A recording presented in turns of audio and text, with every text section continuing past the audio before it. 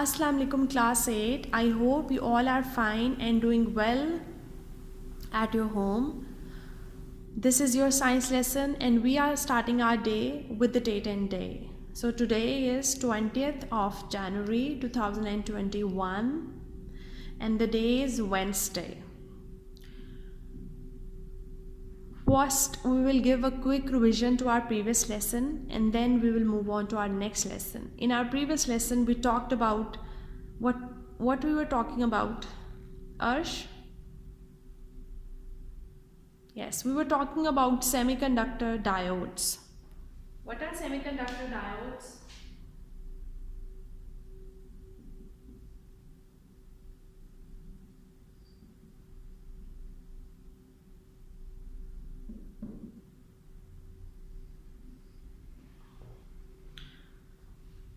Semiconductor diodes. Semiconductor diodes are like semiconductors. As you know, semiconductors are material that sometimes allows electricity to pass through them and sometimes they don't allow, and same is the case with the semiconductor diode. Semiconductor diodes actually comes up with the two terminals.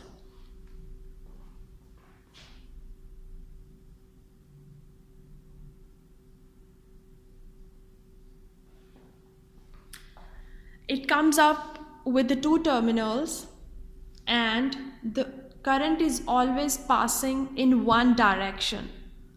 If you see, the current is always passing from P terminal towards the N terminals. That is the basic rule which is followed here, that a semiconductor diodes always work from P to N direction. Moving on, we talked about some input devices, some output devices, and about the processor.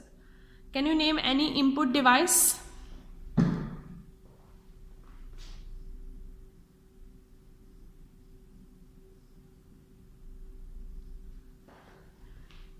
Keyboard is also an input device. So input device, basically what it does, it converts the non-electric energy into an electric energy.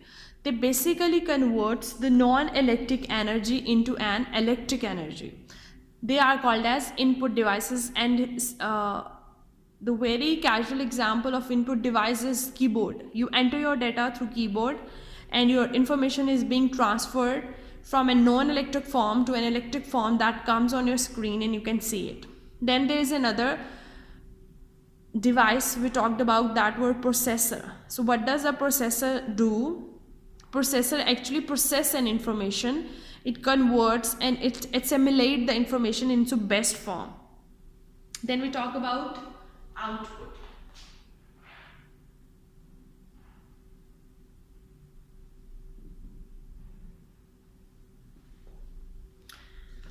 What actually the output devices does, they usually do, they convert the electric energy which is there into a non-electric or any other form. Like see, we talked about that in input we convert non-electric energy into electric energy, whereas in output we convert that energy into any other form. Like if you take out the prints, you have converted that electric energy into your paper.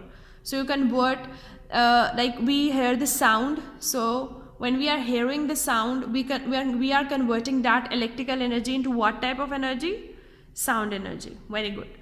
Okay, so today we are going to start a new chapter, which is chapter number 7, and the topic of the chapter, name of the chapter is force and pressure. In this chapter we are going to discuss how force and pressure works, what is basically the relation between the force and the pressure,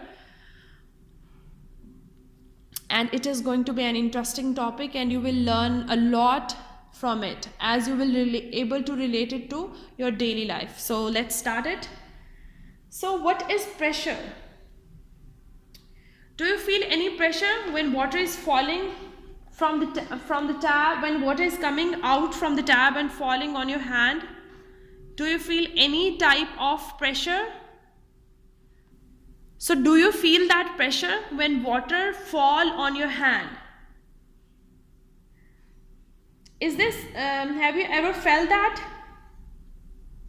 It actually occurs when you put your hand under a tap from where the water is coming.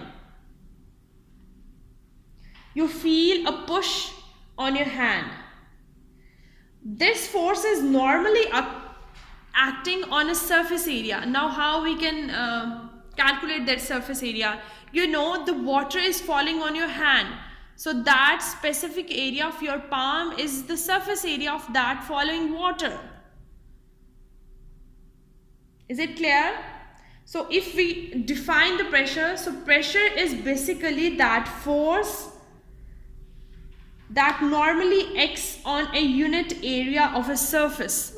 So see, the water is falling on what? It is falling on hand. When water is falling on hand, that very area of your hand is the surface area. So when we want to give a definition to when water is falling on that particular area of your hand, that is the surface area. So we can define the pressure like this: the force acting normally on the unit area of a surface of an object. What is it? Let's give a formula to this.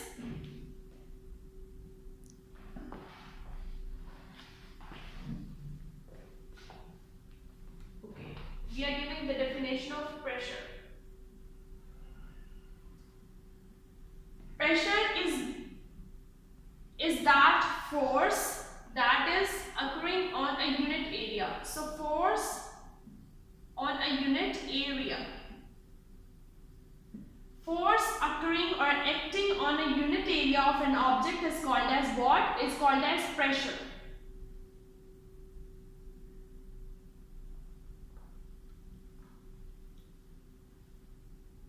Pressure can be represented by P.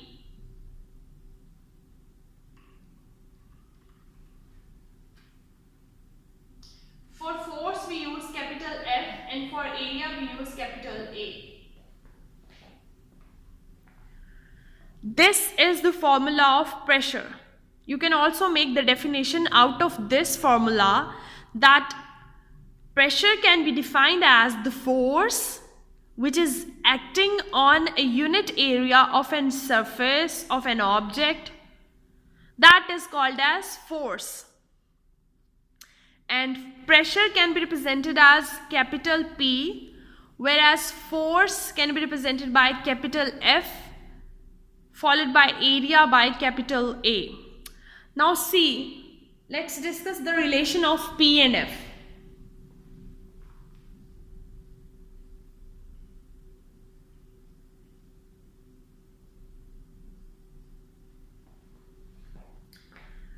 P for pressure, and that sign is the sign of proportionality, and F for force. So pressure is directly proportional to what? Force. Like see, if you feel a lot of pressure at your hand, that means there's a lot of force behind that pressure.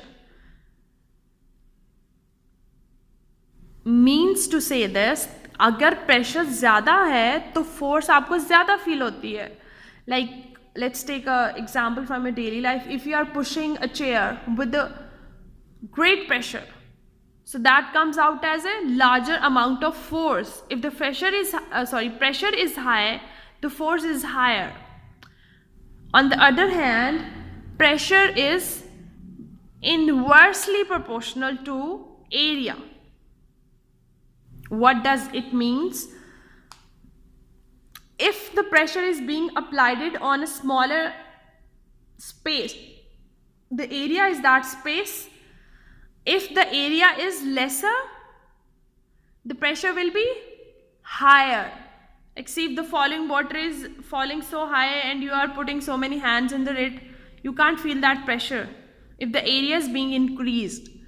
So pressure, you can feel the pressure of water when you are applying that force on a specific area, but if the area increases, the pressure decreases. ऐसे होता है ना,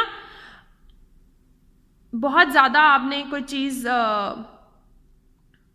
आपने बहुत there are so many people who are putting their hands under a tap, So you can't feel the pressure of water that is coming out of the tap. You can't. That's how it is. Is it clear? I hope it's clear now. Okay. So next thing which we are discussing is the unit of pressure. So pressure is a physical quantity, and we discussed that a physical quantity, what does it has? A physical quantity has a magnitude and a unit as well. So here the units of two physical quantities are being counted in pressure.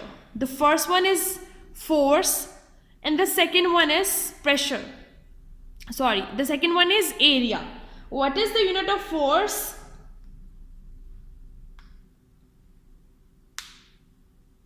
The unit of force is Newton. And the unit of area is meter square.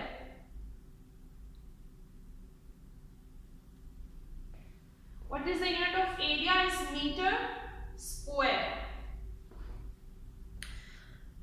Now if we talk about the whole unit, you see,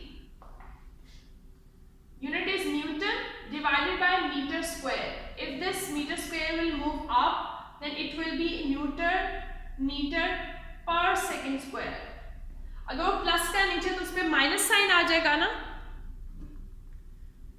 So the unit of pressure is Newton meter per second square. Newton meter square per second. Okay. There is another unit of pressure that is Pascal, and that can be denoted by PA. PA. P and capital small a, Pascal.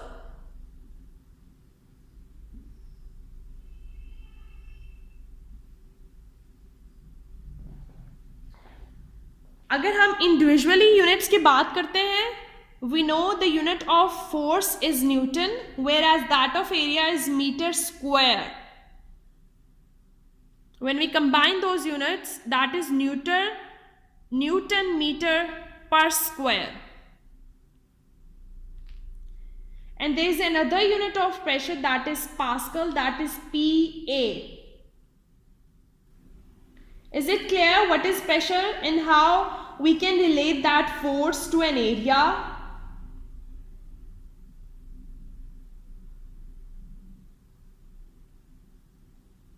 Okay, so you see that the speed of the water varies.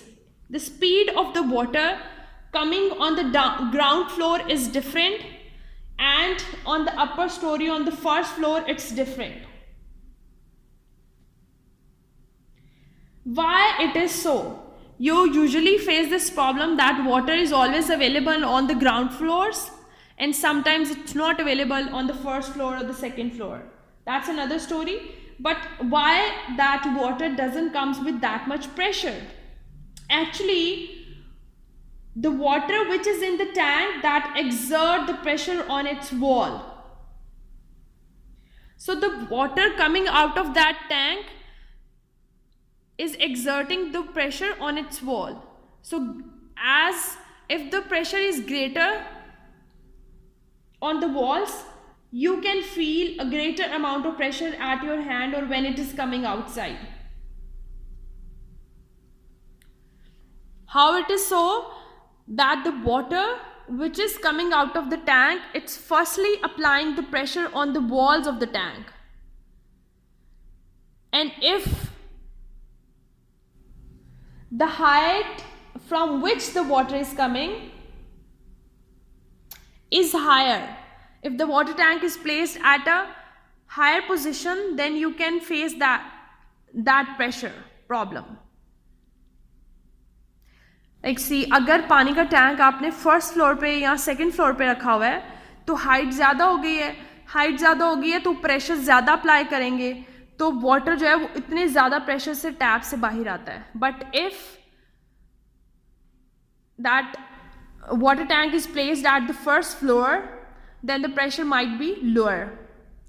Now questions comes up that why the people who are staying at the first floor can't face that pressure, because the water tank is not far away from their building. That is far away from the building, but that is at ground floor.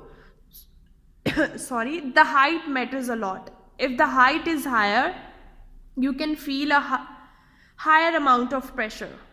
That's how it works. Is it clear? Let's revise it. We talked about the semiconductor diodes. Semiconductor diodes are the one that allows electricity to pass through it in one direction, and that direction is from P to N. From P terminal to N terminal. Then we talked about various input and output devices. Input device, if we talk about input device basically does this, that it converts a non-electric energy into an electric energy, whereas an output device, it usually converts an electric energy to any other form. We can't say that it's non-electric, that can be any other form. After this, we started our new chapter, and that basically revolves around the force and the pressure. We have taken the example of the water that is coming out of the tap, and you can feel that pressure when you put your arm under the tap from where the water is coming. And that force which you feel on your palm is basically according to our surface area. Now, what is the surface area? Surface area is that very specific position of your hand on which water is falling. That is the surface area of that water. That's how we can define the pressure.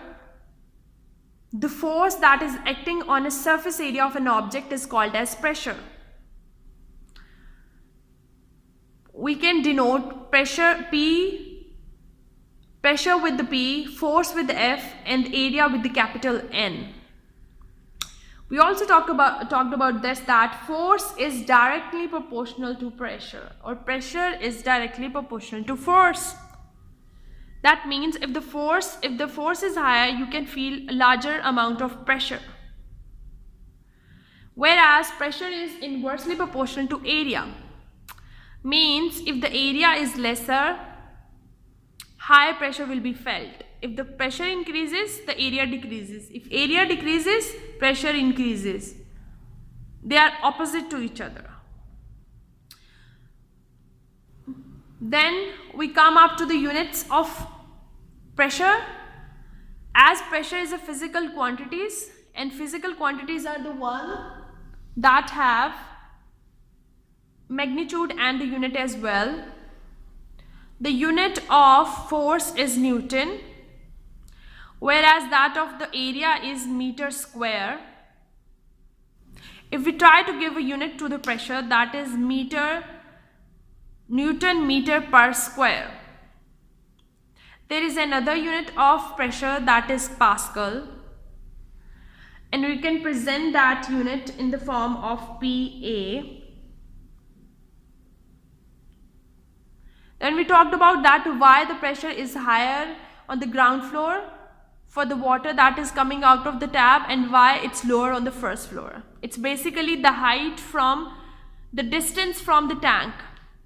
If the distance from the tank is higher, the pressure will be higher, and if the distance from the tank is lower, you will feel a lesser amount of pressure. Is it clear now? I hope it's clear now. You have to read your book, and the book of your page is 100, 101, 102. We have started our unit number 7, which is force and pressure, and this is the last unit of your this term. Well, I'm going to upload this video along with few questions on Google Classroom. Solve your assignments, and if still you find any difficulty, you are always welcome. I'm always here to help you out. Allah Hafiz. Happy learning.